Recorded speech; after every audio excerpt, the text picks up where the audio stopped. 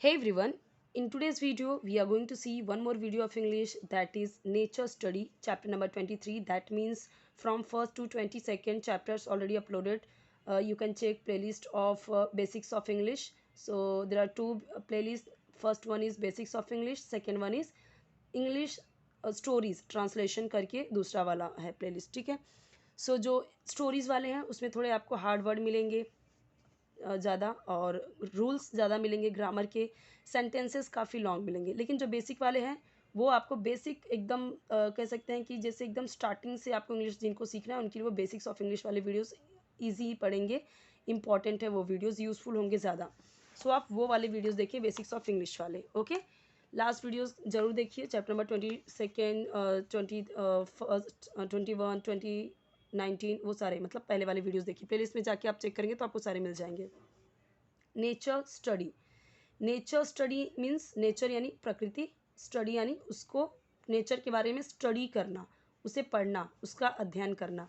सो अगर हिंदी में हम देखें तो प्रकृति अध्ययन या प्रकृति का अध्ययन. स्टडी यानी अध्ययन हिंदी में देखें तो, इंग्लिश में यानी नेचर के ऊपर स्टडी करना, नेचर को समझना. Everything around us constitutes nature.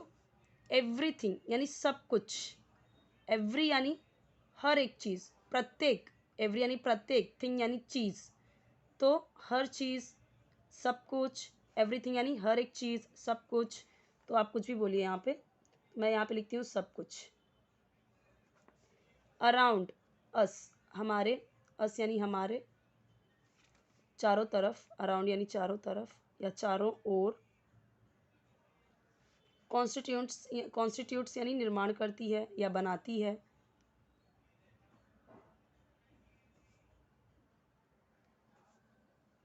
Nature यानी प्रकृति. इसका मतलब क्या हुआ, हमारे आसपास की सभी चीज़ें या सब कुछ प्रकृति का निर्माण करती हैं. इसका मतलब, ये थोड़ा सा सेंटेंस हार्ड है समझने में, बट हार्ड नहीं है, बस आप इसे हिंदी में ट्रांसलेट मत कीजिए, वैसे ही समझिए. नेचर यानी प्रकृति, कॉन्स्टिट्यूंट्स यानी निर्माण करती है या बनाती है, अराउंड यानी चारों तरफ या चारों ओर, अस यानी हमारे, एवरीथिंग यानी सब कुछ या हर एक चीज़. तो हमारे आसपास जितनी भी चीज़ें हैं वो सब क्या हैं, वो सब नेचर ही तो हैं. पेड़ पौधे, हवा, झरने, पानी, मिट्टी, पौधे, जीव जंतु, सब के सब क्या हैं, नेचर हैं. तो उसने वही तो बोला है, हमारे हमारे आसपास की सभी चीज़ें प्रकृति का निर्माण करती है. यानी प्रकृति कैसे बनी है, इन्हीं सब चीज़ों से प्रकृति बनी है, इन्हीं सब चीज़ों को हम प्रकृति कहते हैं. इस सेंटेंस का मतलब ये हुआ. It is made up of everything on earth, be it living or non living. It is made up of, किसकी बात कर रहे हैं, नेचर की. तो नेचर को क्या यूज़ किया है, इट. ना तो वो लड़की है ना लड़का है, सो हम इसे ही शी तो बोलेंगे नहीं, इसीलिए क्या यूज़ किया है, इट. इट यानी यह है, मेड अप ऑफ यानी बनी हुई. लास्ट वीडियो में भी इसका मतलब समझाया था. एवरीथिंग सब कुछ या सभी चीज़ों से. ऑन यानी पर, ऑन अर्थ, अर्थ यानी पृथ्वी. It is made up of everything on अर्थ.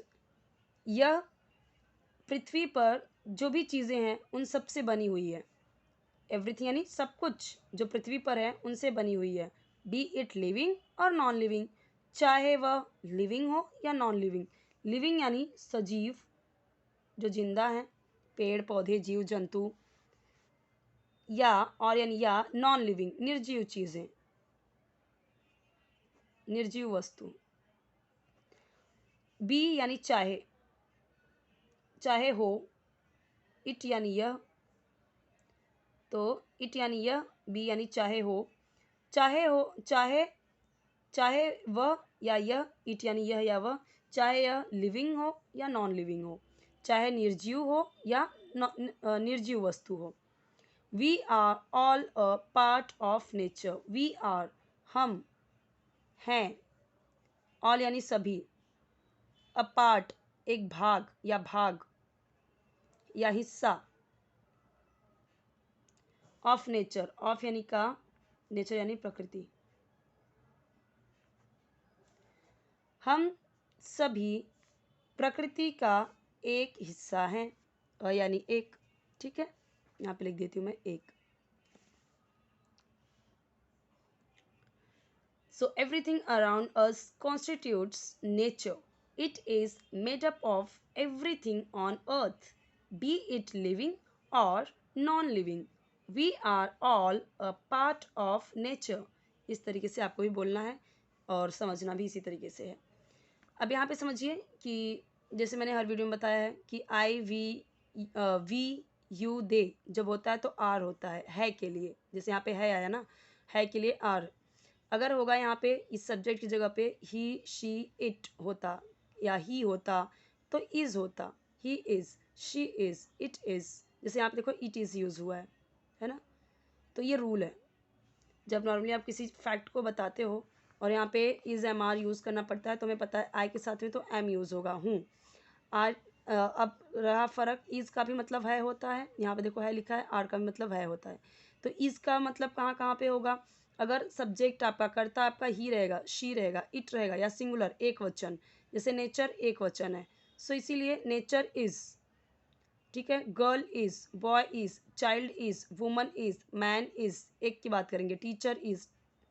ठीक है, और अगर यहाँ पे प्लूरल हो जाएगा, we are, you are, they are.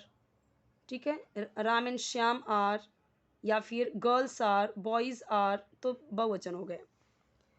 How well do you know about nature. How यानी कितना, हाउ का मतलब कैसे भी होता है, लेकिन यहाँ पे कितना मीनिंग होगा, कितना या कितनी। वेल यानी अच्छी तरह, डू यू नो तुम जानते हो, how well do you no, you का मतलब तुम, नो का मतलब जानते हो, अबाउट यानी के बारे में, नेचर यानी प्रकृति, आंसर उत्तर दो, द फॉलोइंग यानी निम्नलिखित।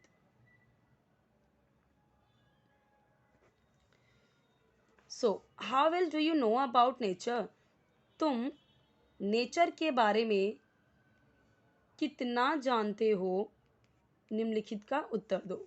अब ये सब जो सेंटेंसेस दिए गए हैं इनके मैं आपको समझाती हूँ। ठीक है, अब एक चीज़ समझिए, यहाँ पे कैसे सेंटेंसेस दिया गया है वो आपको समझना। जैसे मुझे पूछना हुआ how well do you know Reema. ठीक है, how well do you know about Rohan, nature की जगह पे रोहन रख दिया, रीमा रख दिया, तुम उसके बारे में इतनी अच्छी तरह कैसे जानते हो। How well do you know about English, English के बारे में आप इतनी अच्छी तरह से कैसे जानते हो, या किसी के बारे में पूछना हुआ तो नेचर की जगह पे आप चेंज करके बोल सकते हो। इसी तरीके से आपको भी सेंटेंसेस बनाने हैं। ओके, और ये मैंने आपको लास्ट वीडियो में समझाया था कि जब आपको क्वेश्चन पूछा जाए, या जैसे यहाँ पे क्वेश्चन पूछा जाए ना कितना कितने में, तो डू यूज़ हुआ यू के साथ, तो मैंने आपको बताया था कि प्रेजेंट इंडेफिनिट टेंस में जब क्वेश्चन पूछा जाएगा या नेगेटिव सेंटेंस आएगा तब आपको डू या डज का यूज़ करना पड़ेगा।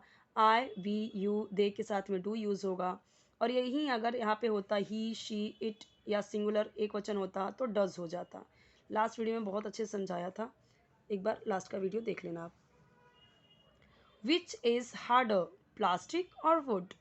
विच इज़ हार्डर, हार्डर नहीं पढ़ना है, विच इज़ हार्डर, प्लास्टिक और वुड। विच यानी क्या, इज यानी है, हार्डर, हार्डर यानी कठोर। क्या सबसे ज़्यादा कठोर है, जब यहाँ पे हार्डर पूछा है और दो में ऑप्शन दिया हुआ है तो हम ऐसे ही पूछते ना कि तुम दोनों में से सबसे अच्छा कौन नाचता है, तुम दोनों में से सबसे अच्छा कौन पढ़ लेता है, तुम दोनों में से सबसे अच्छा कौन हंस लेता है, कुछ भी। तो सबसे यहाँ पे जब हार्डर दिया हुआ ना तो कंपैरिजन हो गया इन दोनों में, तो क्या आएगा सबसे, कि प्लास्टिक यानी प्लास्टिक, वुड यानी लकड़ी, और यानी या वुड यानी लकड़ी। विच इज़ हार्डर, प्लास्टिक और वुड, क्या सबसे ज़्यादा कठोर है, तो हार्डर पूछा ना तो यहाँ पे सबसे ज़्यादा भी आपको लिखना पड़ेगा, सबसे ज़्यादा कठोर। या फिर यहाँ पे विच की जगह पे आप कौन भी लिख सकते हो, लेकिन यहाँ पे हम कौन इंसानों के लिए यूज़ करते ना, तो यहाँ पे आप क्या पूछोगे, क्या सबसे ज़्यादा कठोर है, प्लास्टिक या लकड़ी, तो क्या है वुड, तो आंसर क्या आएगा वुड। यहाँ पे से वो हमें नहीं देखना है। ठीक है, विच इज हायर, अ हिल और अ माउंटेन? क्या सबसे ऊंचा है? वही सेम चीज, विच इज हायर, क्या सबसे ऊंचा है? हायर यानी ऊंचा, इज यानी है, तो यहाँ पे मैंने लिख दिया। अ हिल एक पहाड़ी, या एक पहाड़। हिल, हिल देखिए, जो हिल होती है वो तो छोटी छोटी होती हैं, माउंटेन बड़ी होती है।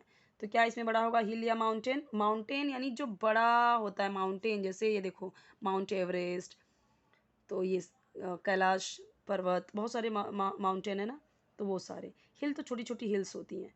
तो विच इज़ हायर, हायर कौन सबसे ऊंचा है, अ हिल और अ माउंटेन? जैसे मुझे पूछना हुआ, दो बच्चे हैं तो मैं ऐसे पूछ सकती हूँ ना, who is higher, who is taller, taller हो जाएगा लंबाई के लिए, बच्चों के मतलब इंसानों की लंबाई के लिए तो हम टॉलर पूछेंगे। हु इज़ टॉलर, यू और ही, तुम या वह? जैसे ऐसे मैंने पूछा हु इज़ टॉलर, रोहन और सोहन, ऐसे इसने पूछा है। विच इज़ हायर, अ हिल और अ माउंटेन? कौन सबसे ऊंचा है, पहाड़ी या mountain? Which is sweeter, a lemon और अ मैंगो? क्या सबसे मीठा है? स्वीटर यानी मीठा, तो यहाँ पे मैं लिख देती हूँ सबसे मीठा, यानी सबसे ज़्यादा मीठा कौन है? ऐसे हिंदी में ऐसे ही बोलेंगे, सबसे ज़्यादा मीठा कौन है? अ लेमन यानी नींबू, और या मैंगो यानी आम। आपको भी पता है क्या आंसर होगा। विच इज़ ब्राइटर, ब्राइटर यानी चमकदार, सबसे ज़्यादा चमकदार क्या है? द मून, ब्राइटर यानी चमकदार। बाकी सारी चीज़ें सेम होंगी, जैसे यहाँ पे सेम आया ना, विच इज़ हार्डर, सबसे ज़्यादा, तो यहाँ पे भी वही आएगा, सबसे ज़्यादा चमकदार क्या है, विच यानी वही क्या है। तो जैसे यहाँ पे सब जगह लगाया वैसे ही आप समझ जाइए। मून यानी चांद, और या द सन, सूरज, क्या चमकदार है, सन, है ना। Which is brighter, the moon or the sun? Answer is sun. Which runs faster, a tiger or a horse? Which runs faster, which यानी क्या तेज दौड़ता है, क्या सबसे तेज भागता है? फास्टर, फास्टर यानी तेज, रन्स यानी दौड़ता है।